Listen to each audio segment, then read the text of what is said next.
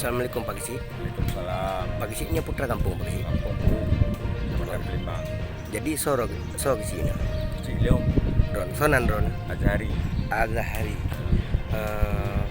Pak Gisi dengan keadaan lagi nya kapan di trip keadaan jalannya. Selama aja ju anak ni pegak-pegak bah. Hanji dah hotel orangnya kalau lupa soal sebab tiba-tiba hanji dipegah kan. Hotel kai ni tibit kai pegah lain ni aja dan sedangkan sama lang birun je. Bahkan bak lung hanji ni.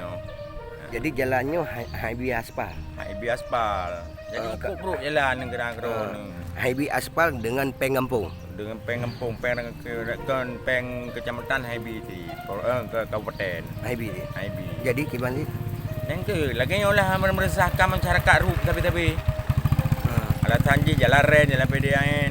Nyo jalan dasar di jalan pun. Jalan ren memang tapi kejut meresahkan masyarakat tapi lah ru aja. Oh lagi.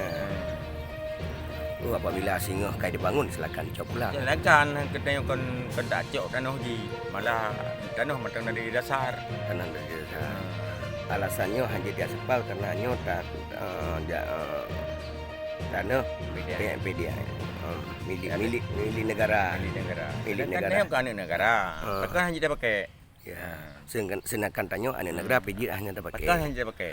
Jadi permohonan Ron dari pemerintah Kabupaten Biru maupun Aceh gimana, Pak? Kalau lung jak sampai dalam Selembang ke kecamatan dan termasuk PU long bagado pati tiba-tiba pegah menoi lantas hana ju negara kron respon je hana get berarti jalannya hanji dia aspal hanji mandum kan hanji aspal memang gerak lung gerai pulung lain tindakan lanjuti kamu rakyat gatinya begatinnya ju masa jalan lagi tunah mereka lagi on jalan ren.